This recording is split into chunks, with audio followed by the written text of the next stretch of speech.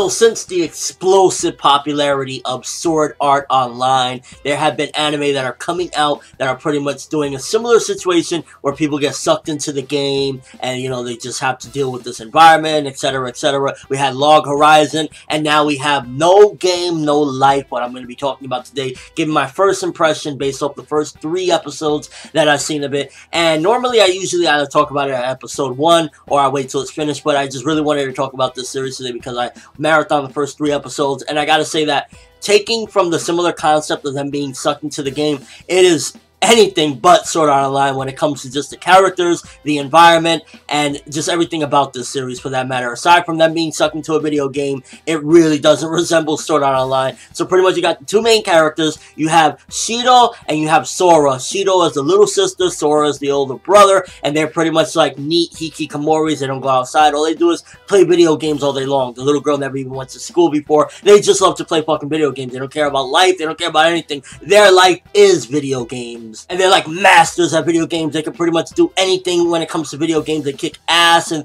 they just have a good time while they're doing it. And they're very inseparable. They have to be together. And one day, pretty much out of nowhere, just something sucks them into a video game. And it's not even all that much of an important detail at the moment from what I gathered thus far, because them being sucked into the video game, they're like, life is boring and shit in the real world. Fuck it, we don't even care. Let's just stay here. Why not? So they're not even taking a big importance of, we need to get back to the real world at all costs. You know, we can't stay here. They don't even care, and they're having a great time. And one of the things about the series that I'm liking thus far is the fact that the 2 main characters, they are just wacky, hilarious. They can get really serious and be really kick-ass, and then all of a sudden they'll troll you with some JoJo's Bizarre Adventure parody or something, and it's just like, I'm loving the heck out of these 2 main characters thus far. Now, it's not all that much of a logical thing thus far from what I gather. Like, sometimes shit in this world that they're sucked into can get so wacky where you think you're playing a game of chess and next thing you know it is totally something different. So it's not anything where it's going to get too serious from what I'm gathering thus far. It can get serious, and there's like, you know, overall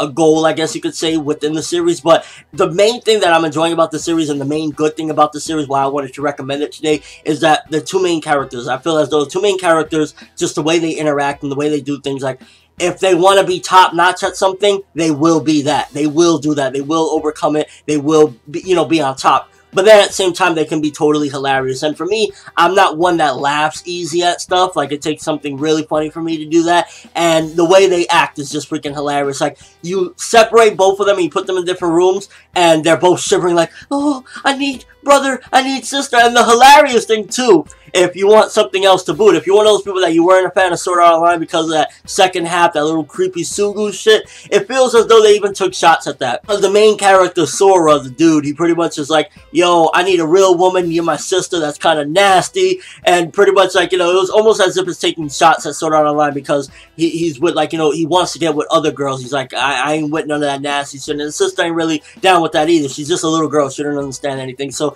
if you want something even to boot, they even take a shot at Sword Art Online with that, I feel, anyway. And just overall, it is so far a fun series. They don't care about getting out the game. They're having a great time. They're like, life is shit in the real world. Let's just enjoy it here. And it's so fun and chill, and it feels like true progression. It doesn't feel like, you know, they're thrown in the game and, like, you know, level 1 here, then level 72 the next episode or something like that, because there is no leveling system. They're just going through it, and they're helping people out and doing fun stuff along the way. But if you're coming into this expecting, like, the most serious thing, like, you know, a life or death situation, I don't believe that they die if they die in this game, because there's actually a set of rules. This is another thing that makes it a little bit unique. This world that they've been sucked into, it has rules like, you know, once you make a trade or once you make a deal, you can't go back on it. You can't, like, rob and hurt people. So there's a lot of very specific rules that they gotta follow within this world, and it just gives a little bit of more of what the boundaries are and what they can and can't do. So it separates it even further from just like, oh, they're trapped in an MMO. And I think that's what gives this series its own unique vibe. Plus, it's only going to be 12 episodes, so that's another good thing to boot. As of right now, I'm definitely feeling the series, and I'm thinking that this series could go a long way as far as just in quality, because it's like, it's not taking itself too serious, but it's taking itself serious enough where you can take it serious to a certain extent, if that makes any sense at all. And just overall, I'm having a blast with this one. I recommend it if you want to check something out. If you like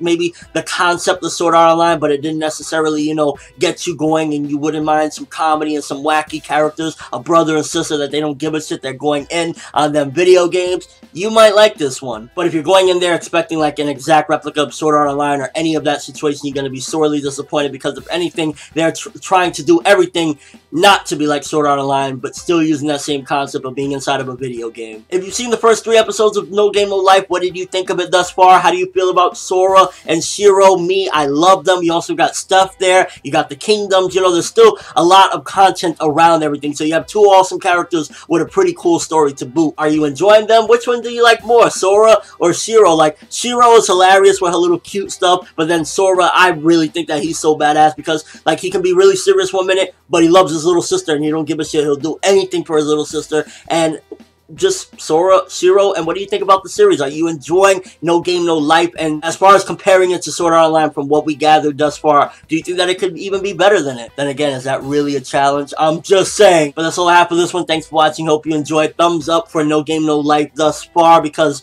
from my first impression, it seems like a pretty funny and awesome series. I'm ForneverWorld, and as always, people, have an awesome day.